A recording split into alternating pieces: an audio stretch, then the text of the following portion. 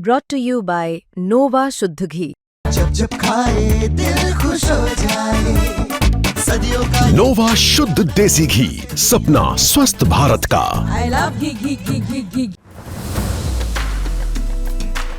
राहुल गांधी की atom bomb वाली press conference से देश में वोट चोरी का कैंपेन तेज हुआ है। कैंपेन तो कांग्रेस चला रही है बीजेपी के खिलाफ, लेकिन बीजेपी के वो उम्मीदवार भी माहौल का फायदा उठाने में लगे हैं जो मामूली अंतर से चुनाव हारे थे। राहुल गांधी चुनाव आयोग पर धांधली के आरोप लगा रहे हैं। बीजेपी चुनाव आयोग का बचाव कर रही है, लेकिन कर्नाटक के बीजेपी के हारे हुए उम्मीदवार ने ऐसे आरोप लगाए जिससे चुनाव आयोग की विश्वसनीयता सवालों के घेरे में आ गई है। बीजेपी उम्मीदवार मंजुनाथ गौड़ा ने कांग्रेस पर नहीं, आरोप चुनाव आयोग पर लगाए और अपनी लड़ाई को कर्नाटक हाईकोर्ट तक ले गए। लंबी कानूनी लड़ाई के बाद हाईकोर्ट ने सुनाया होश उड़ाने वाला फैसला। कर्नाटक में 2023 में विधानसभा चुनाव हुए थे। कोलार जिले की मालूर विधानसभा सीट ऐसी एक सीट थी जिस पर हार जीत का फैसला केवल 248 वोटों से हुआ था। कांग्रेस के केवाई नाजेगौड़ा 248 वोटों से जीते थे। बीजेपी के एस मंजुनाथ गौड़ा 248 वोटों से हारे थे। मंजुनाथ ने अपनी हार स्वीकार नहीं की।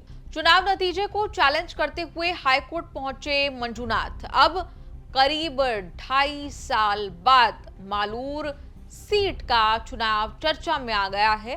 मंजुनाथ की याचिका पर कर्नाटक हाईकोर्ट के जज जस्टिस आर देवदास ने मालूर का चुनाव रद्द कर दिया है। 4 हफ्तों में रिकाउंटिंग का आदेश दिया है। नाजेगौड़ा को राहत फिलहाल इतनी मिली कि 30 दिन में सुप्रीम कोर्ट से अपने पक्ष में कोई आदेश लेकर आए। सुप्रीम कोर्ट से नाजेगौड़ा को कोई राहत नहीं मिली तो विधानसभा सदस्यता खत्म हो जाएगी। काउंटिंग ऑफ वोट्स में किसकी जीत होगी वही जीता हुआ माना जाएगा। अब सुप्रीम कोर्ट में नाजेगौड़ा को अपनी विधायकी बनाए रखने के लिए लड़ाई लड़नी होगी।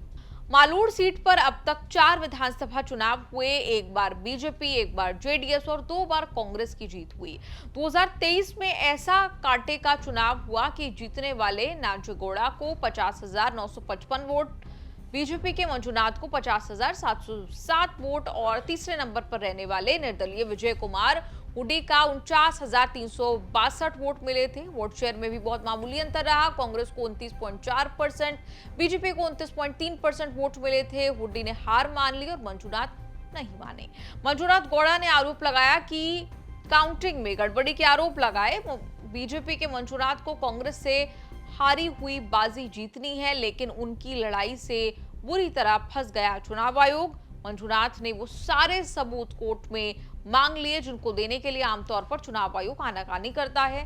कहा कि वीडियो, कंप्यूटर, ईवीएम समेत तमाम मटेरियल और डेटा रिकॉर्ड्स कोर्ट में पेश किए जाएं। मंजुनाथ ने आरोप लगाया कि काउंटिंग हॉल में अनऑथराइज्ड लोग मौजूद थे। काउंटिंग की वीडियोग्राफी भी नहीं हुई थी।